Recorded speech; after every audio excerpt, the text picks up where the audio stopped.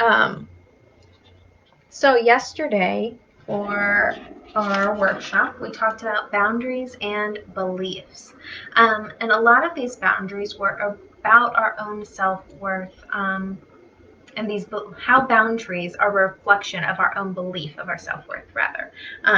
So we dived into a little bit about how to gain insight into our beliefs and how to rewrite them. I really do a very quick little method for rewriting my beliefs, and I find that just the act of putting them on the journal and having the awareness of them helps me to rewire my system. And then, of course, with any type of this kind of work, we will always be presented with the opportunity to choose to follow the rewritten belief or to choose to follow the old pattern.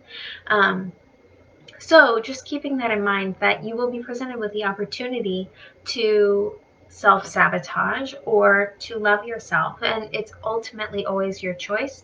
And no matter the choice, it's not good or bad, so you don't have to judge yourself or feel guilty or anything. But rewriting your beliefs, I believe, is really powerful. So I shared yesterday my system for doing that is just to look at either a topic or a desire, an area, an aspect of myself, and to write down the beliefs that I hold. A lot of times these are beliefs from my childhood, from this media, or from my parents that I really didn't fully acknowledge I had taken on, but are operating within my system and causing me to, not necessarily causing me, but influencing the way I behave and the way that I attach meaning to certain things. So looking at this and then rewriting them takes your power back and offers you the opportunity to reframe the way that you're showing up in your own world. So if you didn't watch yesterday, go back and catch up. Today we're going to talk about self-love and acceptance. So I'm really excited to talk about this because it's a continuing practice, and it is something that I have grown significantly in. I was sharing, I think, on day one, how a lot of my, I'm not sure if I definitely shared this, but a lot of my spiritual practice began with self-care and initiating some of these responses of self-love. So around this time in my life, rather, I was attached to this idea of perfect wife, perfect mother. I also had workaholic tendencies, and I would just pour my everything into my home. I was constantly working. I mean, sun up to way after sundown, I was doing something for my kids or the house or whatever it was, and I was constantly burned out and exhausted, and I did not take the time to care for myself. I didn't nurture myself. I didn't have, I felt guilty taking time to take a shower. It was a very difficult time in my life, and I finally had to just get real with myself and understand that I am a single human and I cannot do everything. And that I had to understand the expectations I was putting on myself were just far too unrealistic. Yeah. So with that understanding, with looking at the expectations I placed on myself, I began to understand how deeply I needed to learn how to love myself. I needed to learn how to care for myself and give myself that nurturing that I loved to give my family. So self-care is a really good way to show yourself that you love you. Um, it's also, I think that self-care in the beginning, we can have a lot of resistance to it. It can be something that feels difficult or unnatural. We might have a lot of feelings like guilt or shame. Just about taking the time for ourselves, about separating ourselves, the alone time, especially as when we're caretakers or in a family environment. It can be hard to learn how to care for yourself that way. But ultimately, when you love yourself, self-care is natural. So self-care is a really good tool to use to initiate some of those feelings of self-love. So when you are developing love for yourself, self-care can be invaluable. Something that I wrote down was, growing up, I was taught that love was a choice. And in a lot of ways, I find that it is true, love is a choice, but it is also a practice. So when I choose to indulge in self-love, I am telling myself I choose to love me in this moment. And even if 10 minutes ago I didn't love myself, I'm going to show up for myself now, and I'm going to love myself now. And I'm going to just continue to practice loving myself, because this isn't just I've decided I'm going to love myself now. I'm going to fully accept myself, and I'm going to just embody all of my flaws. If it was that easy, I think we would all be doing it. But I think that society has put a lot of stigmas around this aspect of self-acceptance. And instead of it being a decision, instead of us realizing, oh, I don't fully accept myself, let me just address that, we also have to unravel these stigmas of what society believes we should show up as, and the beliefs and societal pressures that are put on us that then influence how we view ourselves. So learning to love yourself can be a bit of an unlearning process. Cultivating self-love can be a lot like dating yourself, which can be really fun. So taking out the time to woo yourself, to get to know yourself. Some of my favorite practices are bubble baths and journaling. And I mean, there's so many things that you can participate in as an act of self-care. I really enjoy focusing on some of the more luxury or lavish self-care moments, because I don't allow myself to have those very often. And some of the more stubborn parts of self-love, such as doing dishes, cooking a nice dinner, those are part of my everyday life. So I really enjoy focusing on the more bubbly parts of self-care. But setting a date with yourself and spending that time just to be, not to force yourself to do anything, not to meet anyone else's standards or expectations, but just setting aside some time to get to know you, and to understand your truth and your layers, I think can be really important. Dorshane says, perfect practice makes perfect. Yeah, we just have to continue to try. And self-love, well, I would like to say, I have learned how to love myself, and now I have no issues with this. I have complete self-worth. It's not true, because there's so many aspects of ourselves and so many layers to ourselves. There's so many different dimensions within this body that is just really interesting to get to know. And so we have different beliefs, worth issues, all of that stuff around each part of ourselves. So working with your individual parts can really influence the acceptance and love of the whole. So yeah, I really love the self-care dates, the self-love dates. I think that it can be really fun, but also you're building a relationship with yourself. So you wouldn't expect someone that was not in your life for a really long time and then popped back in to just have your full love and attention without any resistance. And that is the same for us. We have to learn how to work within those resistance moments, how to meet those moments with kindness and compassion, because it's just unrealistic for us to expect ourselves to fall in love with ourselves after so long of avoiding ourselves.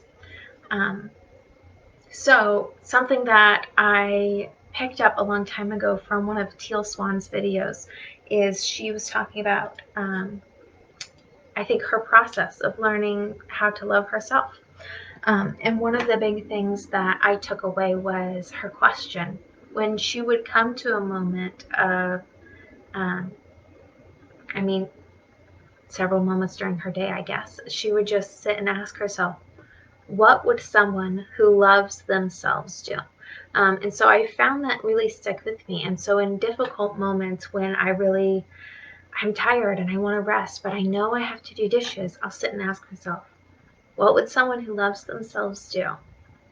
And it just makes it easier because I'm able to separate myself instead of feeling so attached to my own expectations and judgments and all of the parts that make up me. I can separate outside of the attachment and say, well, if someone else were to love themselves, they would do this. And then if that feels good to me, I can make that choice too.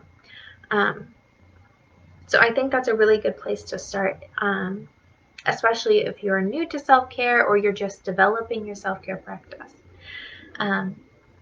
I also think that it's okay for it to feel hard for a while. We're often resistant in moments of growth, and we're often resistant in things that are new. So understanding that it's okay to make mistakes, and it's okay to not do it all perfectly, because that's ultimately the whole game. We came here to be human, not to be perfect. So after growing up in the society, a society that was really set out to keep us disconnected from ourselves, disconnected from our body, disconnected from our spirit, a society that has really been cultivated to put out a certain type of human being. It takes a lot of unlearning to fully accept ourselves and to fully embody that love for ourselves.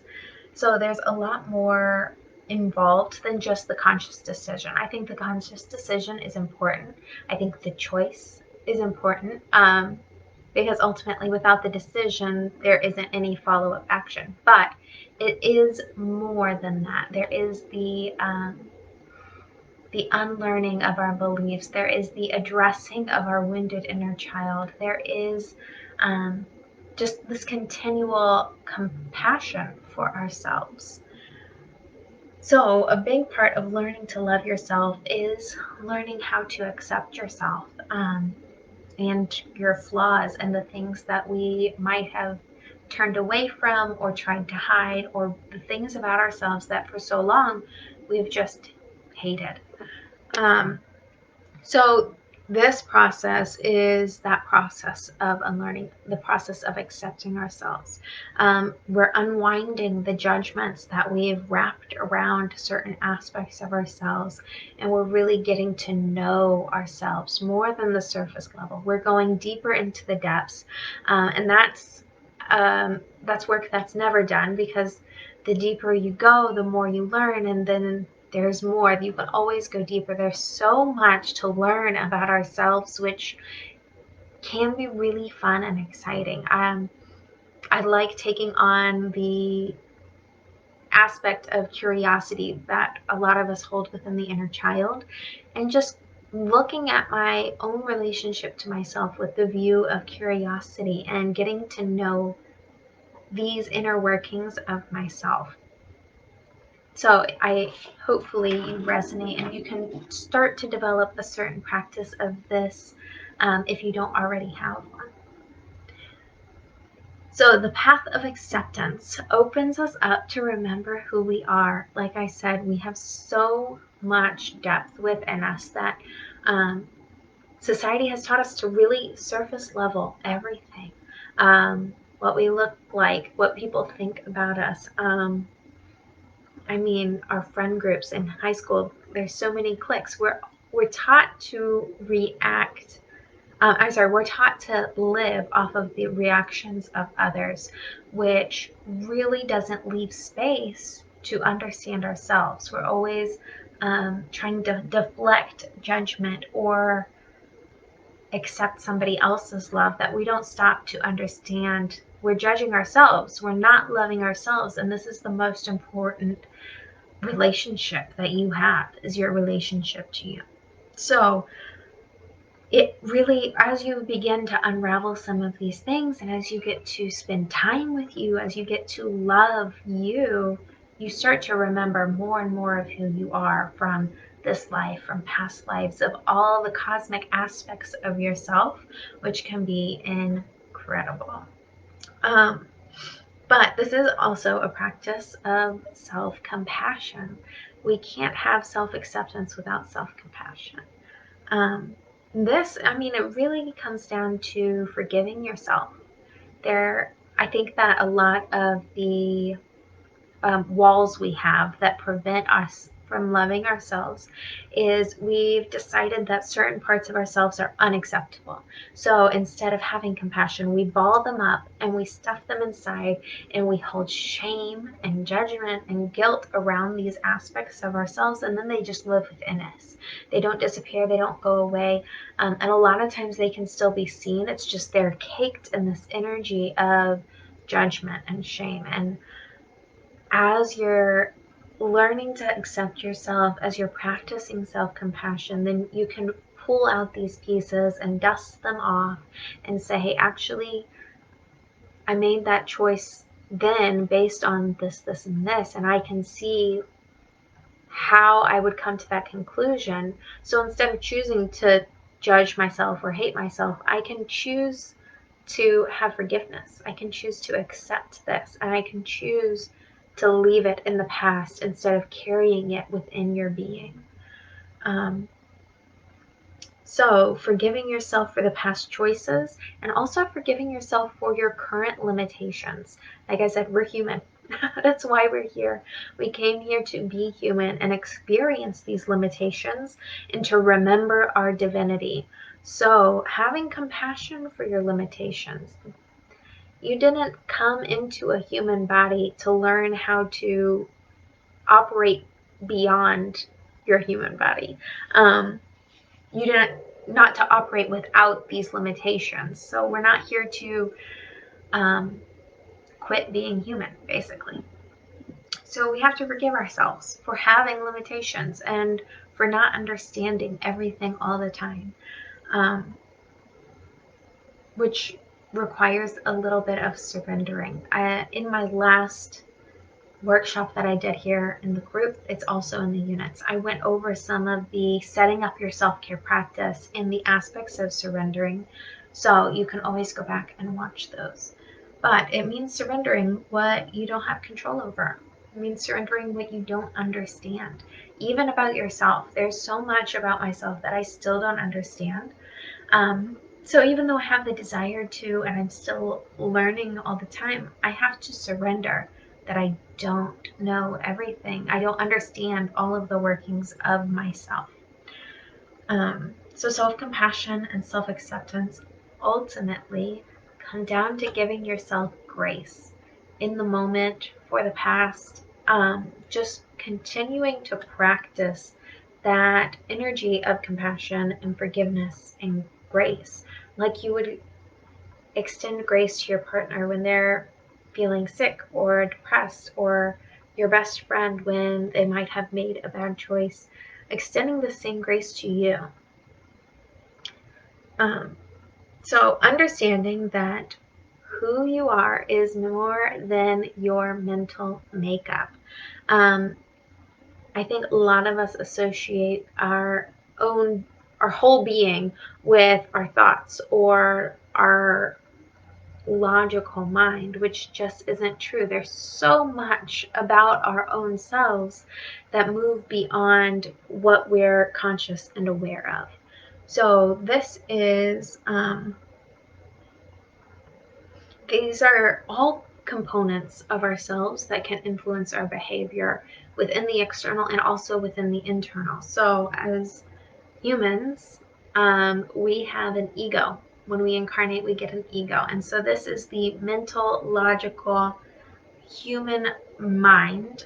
And this is the part of you that is going to judge you, put labels on you, create fear, doubt, anxiety. This is the part of you that plays the victim or the saboteur. And this is all the ego. It's very limited in its foresight. It's limited in its ability to expand. This is a lot of the times where our resistance comes from when we are experiencing growth or uncertain times.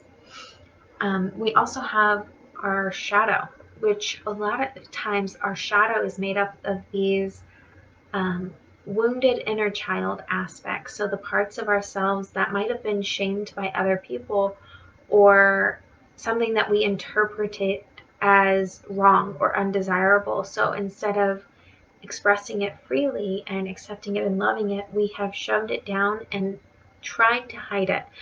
So even though the shadow doesn't like to be seen by the mental mind, it operates a lot of our belief system.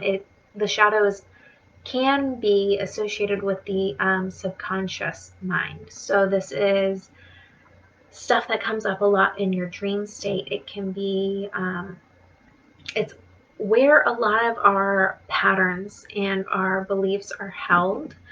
So working with your mindset can influence this, but it is another part that makes a lot of your decisions, or influences a lot of your decisions. We also have the higher self, or our spirit. This is the part of us that's always present, but a lot of times we forget to tune into this part of ourselves because our ego mind is so loud. So it takes a practice of calling in your higher self, tuning into your heart, and just really getting to know yourself. And I think understanding each of these aspects can be done through journaling. I really just can't recommend it enough because it allows you to see without the attachment. Another part that I didn't write down, but a really big part, is our inner child. I don't think as adults we realize how much our inner child influences. So I know for me, at least most recently, when I'm working a lot or I'm just trying to get a lot accomplished, I will sometimes end up in like this bratty or whiny mood, and I'm just like, why do I have to take care of people? Why can't I be taken care of? Why can't I just have fun? And I have to stop and recognize, oh, this is my inner child. My inner child doesn't want to do any more work. She wants to go and play. So even though it's not us running around outside playing in the rain, or us sitting down and coloring, our inner child is still making their voice known. They're still coming out within our emotions and influencing some of the beliefs that we hold. So the inner child is a really important part of just understanding yourself and understanding where some of your choices have come from.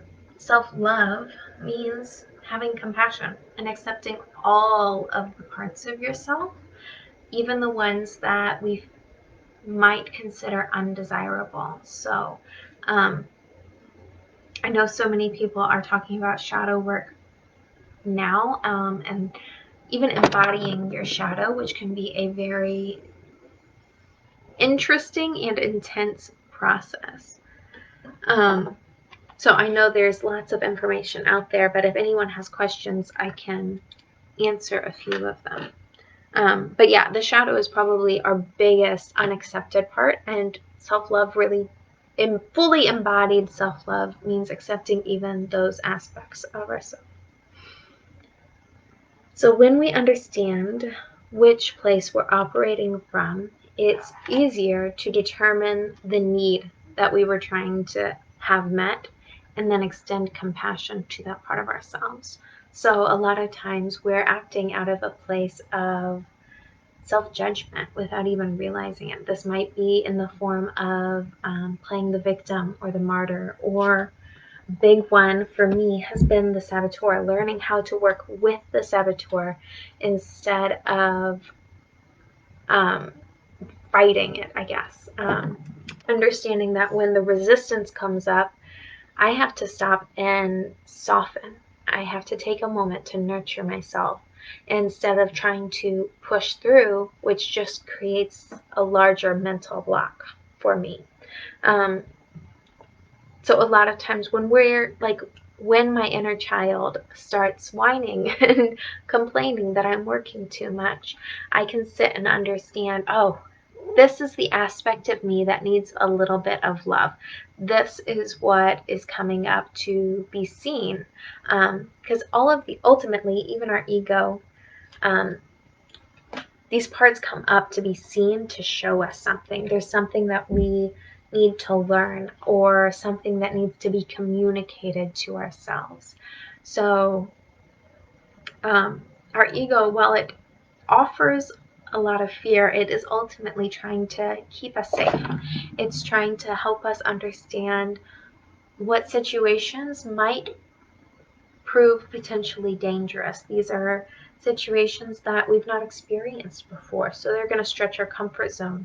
They have an undetermined outcome according to the ego, which signals some alarms. So when we learn how to work with the ego instead of hating the ego, when we learn to love the ego, and sorry, this cat wants attention. When we learn to love the ego, we can appease it. We can start to understand what that aspect of ourselves needs, because it's all about balancing your own needs and balancing your own desires with your belief systems. That's really, in manifesting, that's kind of, sorry, you need to go, Nola. You can't be here right now. In manifesting, we have to acknowledge what our desires are, what our needs are, and then we have to acknowledge the beliefs that might be in the way of us allowing those into our lives. So when you are claiming these parts of yourself, it's easier to love them, it's easier to accept them, and then work with them in order to create the life that you desire, the feelings that you desire, the emotions that you want to embody. But so often, before we can get to those stages, we listen to the ego's judgments of ourselves, and then we drop into those feelings of shame before we truly understand our inner workings, as I was mentioning earlier. So if you are not familiar with Brené Brown, she does a lot of work around the shame and judgment. But I think that ultimately embodying that energy of self-compassion and grace and forgiveness for ourselves can dust off a lot of those shame energies that might be lingering within your body. So tomorrow, I think that we will probably touch on the higher self a little bit, how to call in your higher self and work with your higher self. And then we'll also have a short meditation. I don't really know what that's going to look like because it's all going to be channeled in the moment. And I'm pretty sure it's my first live channeled meditation. So I'm very excited to bring that forward to you. Typically, I record them and then send them to my clients. But this will be live for everyone here to participate now or in the future. So definitely be sure to tune into that. So let me see if you guys have anything else to bring forward with this lesson. And if you have any questions, you can type them in the comments now.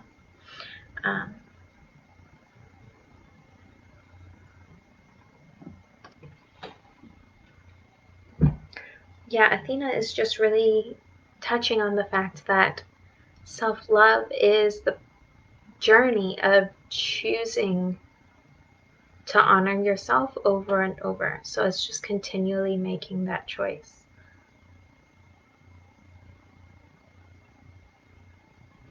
And our acceptance of ourself comes from the understanding that we were not created to be perfect, that we were created to make mistakes and to learn from them.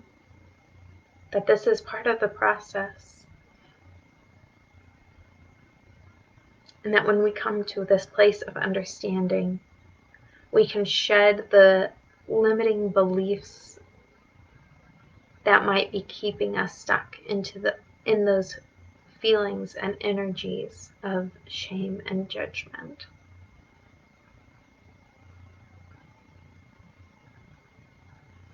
And she just wants each of you to know that she is present for you now. So if you want to tune in to your heart, you can just place your hands on your heart and take a few deep breaths and welcome in her energy. She is there to bring in those energies of self-love and acceptance, the energy of grace. Athena has taught me so much about grace, and that's one of the key aspects that we bring forth together, I guess, within my work, is the energy of grace. Norshin says, you and your guides are a very good teacher. Thank you. So tomorrow you'll be able to feel Athena's energy so much more. I'm so excited to bring that to you guys. And I'll also go into my offer a little bit more. So tonight, the journaling prompts are, what does self-love mean to you? And how can you extend compassion to yourself? I talked a little bit about self-authority yesterday.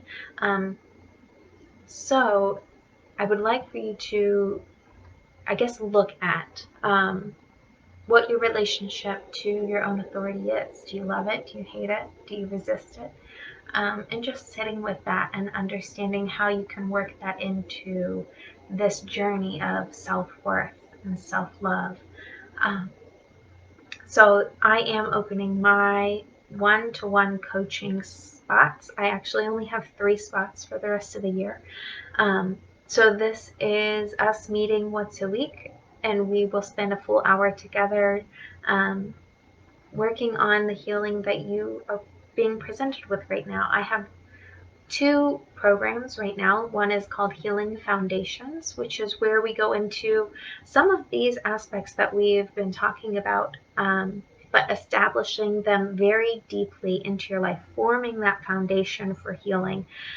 So getting to know yourself, self-connection, working with some of your beliefs, understanding a little bit of your inner child and the energies that are working within you.